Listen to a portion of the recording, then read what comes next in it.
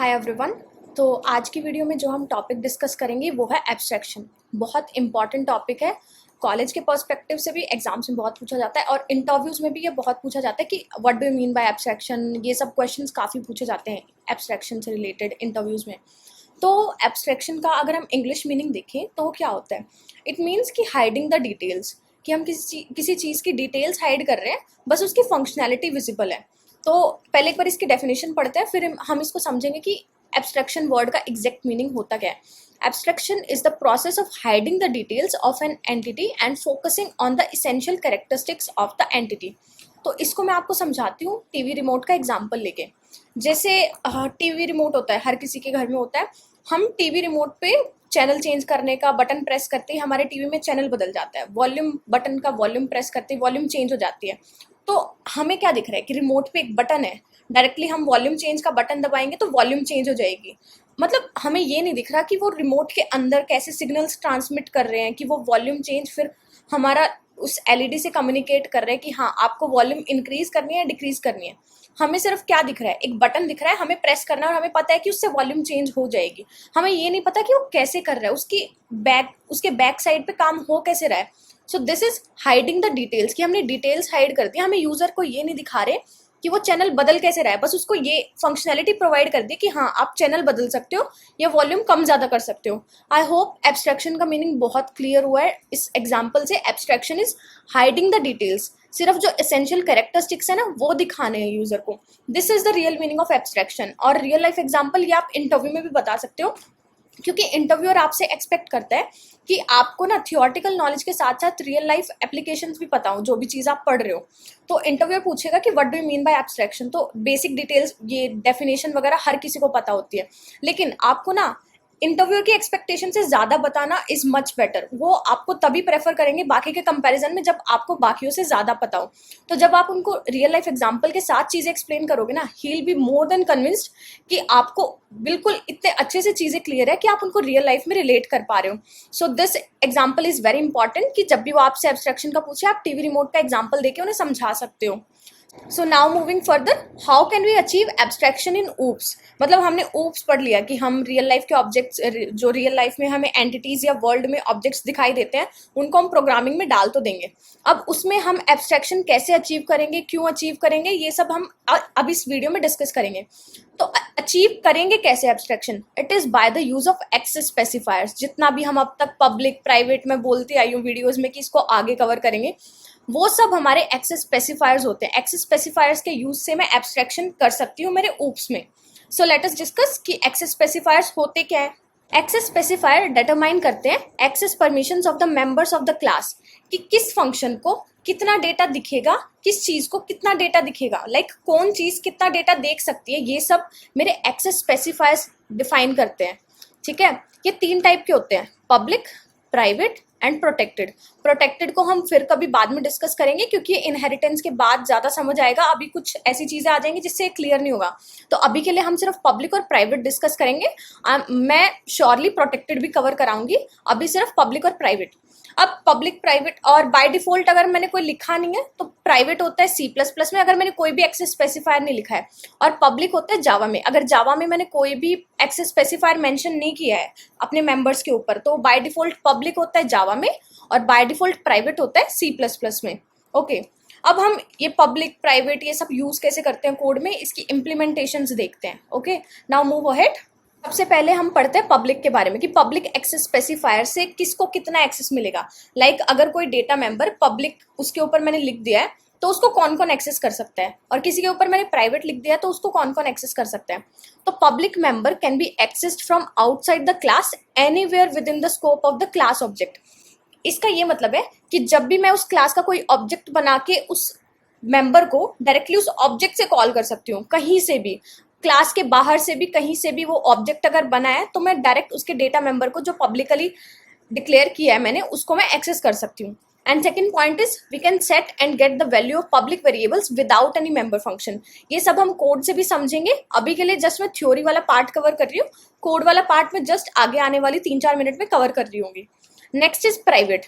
Private का क्या होता है कि they can be exist only by the member functions inside the class. ये क्या था, आउटसाइड द क्लास भी कर सकते हैं anywhere with the object. And the friend functions, friend function हम हमारी नेक्स्ट वीडियो में कवर कर रहे होंगे। प्राइवेट को सिर्फ कौन एक्सेस कर सकता है, member functions inside the class and friend functions of that class. Her class के कुछ कुछ फ्रेंड फंक्शन होते हैं जो हम बनाते हैं।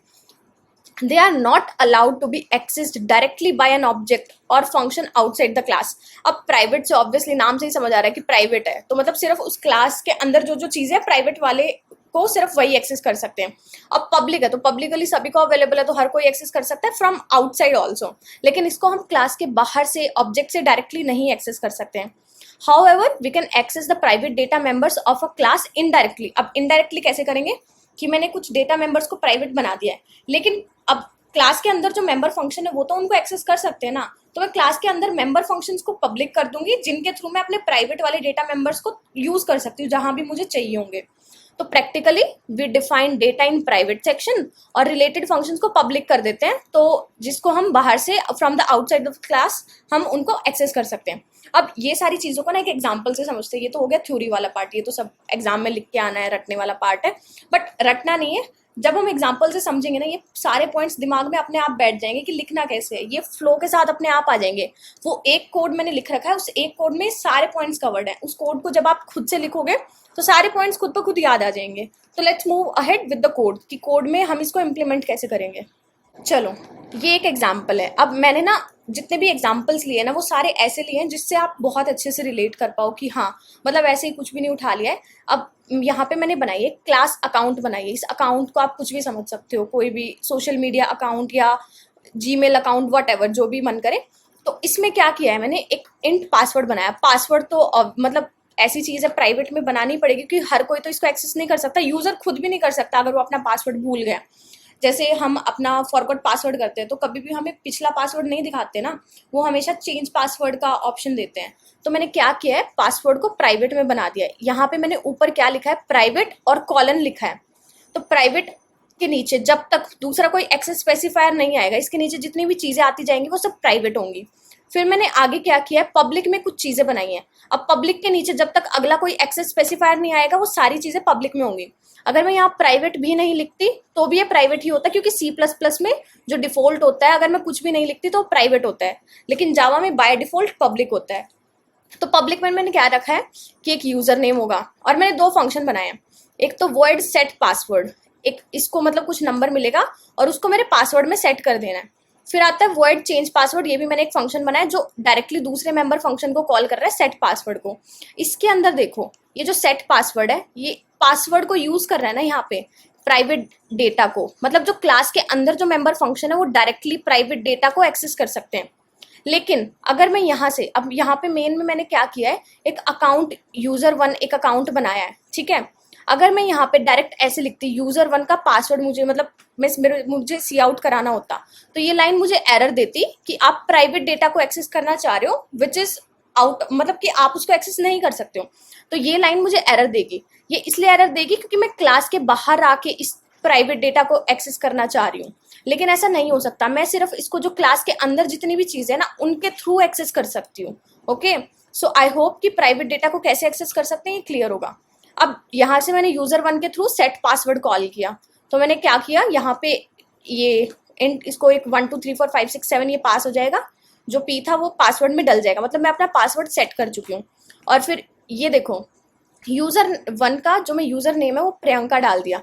अब जो यूज़र नेम था ये पब्लिक था, इसलिए मैं इसको डायरेक्टली यहाँ से ऑब्जेक्ट के थ्रू कॉल कर पाई, लेकिन यहाँ से मैं पासवर्ड को कॉल नहीं कर सकती थी क्योंकि ये मेरा प्राइवेट में लिखा हुआ था। आई होप ये कौन किसको एक्सेस कर सकता है ये सब क्लियर है। नाउ मूविंग अहेड कि what is the need of abstraction. जब नॉर्मल कोड जब तक चल रहे हैं तो एब्स्ट्रैक्शन की ज़रूरत क्या है। तो एब्स्ट्रैक्शन की ज़रूरत इसलिए है कि रियल लाइफ में भी अब हमने देखा है कि सभी कोड हर किसी को नहीं दिखाना है। एक यूज़र खुद का भी सारा डेटा एक्सेस नहीं कर सकता है, एक यूज़र खुद का सेट किया हुआ पासवर्ड भी नहीं देख सकता है। So that is why there is need of abstraction, क्योंकि कई बार ऐसा होता है कि हमें दूसरे यूज़र्स को भी कुछ कुछ डेटा नहीं दिखाना होता, क्योंकि कुछ सिर्फ फंक्शंस दिखाने होते हैं कि हाँ आप ये चीज़ें कर सकते हो। पासवर्ड मैं खुद का नहीं देख सकती हूँ, सिर्फ उसको चेंज कर सकती हूँ, सेट कर सकती हूँ। ओके, या फिर उसको सेव कर सकते हैं। This is to prevent other functions in classes from tampering with the class data. मतलब कोई और थर्ड पार्टी आके मेरे पासवर्ड के साथ टेम्पर ना करे, या मैं खुद उसको चेंज ना कर दूं, मतलब वो वाली चीज़ है कि this is to prevent other functions and classes from tampering the data, इसलिए हम उसको प्राइवेट में डाल देते हैं। Exclusive data access to class members and protects object integrity by preventing unintended और इंटेंडेड चेंजेस। तो जितने भी अनइंटेंडेड चेंजेस हैं उनको अवॉइड करने के लिए, कि मुझे ये चेंजेस नहीं चाहिए थे तो मैंने उसको प्राइवेट में कर दिया, अब मैं डायरेक्ट मेन से कभी भी अपने प्राइवेट डेटा को एक्सेस नहीं कर सकती हूँ, सिर्फ क्लास के अंदर जो मेंबर फंक्शंस है वही एक्सेस कर पाएंगे। तो abstraction was all this. Abstraction को हम कैसे अचीव कर सकते हैं हमारे कोड में? By declaring data in private, public and protected. ज़रूरत क्या है? क्योंकि हम नहीं चाहते हर कोई सारे डेटा को एक्सेस कर सके, कुछ पार्ट कुछ को दिखना चाहिए, कुछ पार्ट किसी को भी नहीं दिखना चाहिए, लेकिन उस पर कुछ कुछ फंक्शंस हम कर सकें, तो इसलिए हम कुछ मेंबर फंक्शंस बनाते हैं जो पब्लिक होते हैं, और वो मेंबर फंक्शंस अपने डेटा को तो एक्सेस कर सकते हैं। Okay, so I hope abstraction is clear, और ये इंटरव्यू के पॉइंट ऑफ व्यू से भी बहुत इंपॉर्टेंट है। और जब भी इंटरव्यूअर अगर पूछे तो go with the real life example with definition, और बहुत ईजी टॉपिक है एब्स्ट्रैक्शन, सिर्फ पब्लिक प्राइवेट प्रोटेक्टेड डिक्लेयर करके हम कर सकते हैं। क्यों कर सकते हैं, कैसे करते हैं, I have discussed each and everything in this video, और मैंने रियल लाइफ एग्जाम्पल के साथ भी समझाया है। So meet you all in the next video. Thank you for watching the video.